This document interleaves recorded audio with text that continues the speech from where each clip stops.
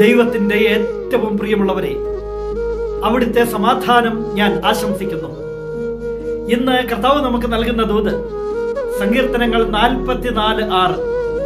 വില്ലിലല്ല ഞാൻ ശരണം വെച്ചത്, വാളിന് എന്നെ രക്ഷിക്കാൻ കഴിയുകയുമില്ല. ജീവിതം പലപ്പോഴും ഒരു യുദ്ധം പോലെയാ.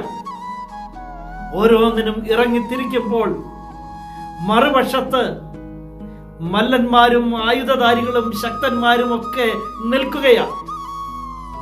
ഞാൻ പോലും അറിയാത്തവർ എനിക്കെതിരെ യുദ്ധം ചെയ്യാൻ നിൽക്കുന്നു. അപ്പോഴും വില്ലിലല്ല ഞാൻ ശരണം വച്ചത്, വാളിന് എന്നെ രക്ഷിക്കാൻ കഴിയുകയുമില്ല. ഞാൻ എൻ്റെ രക്ഷകനായ ദൈവത്തിലേക്ക് കണ്ണുകൾ ഉയർത്തും. അവിടുത്തോട് ഞാൻ പ്രാർത്ഥിക്കും.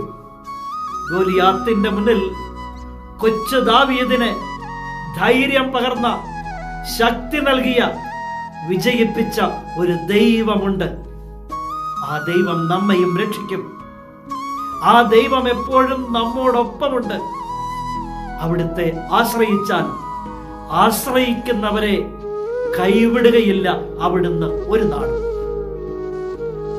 ആ സൈന്യങ്ങളുടെ ദൈവമായ കർത്താവ് നമ്മെ എല്ലാവരെയും സമൃദ്ധിയായി അനുഗ്രഹിക്കും.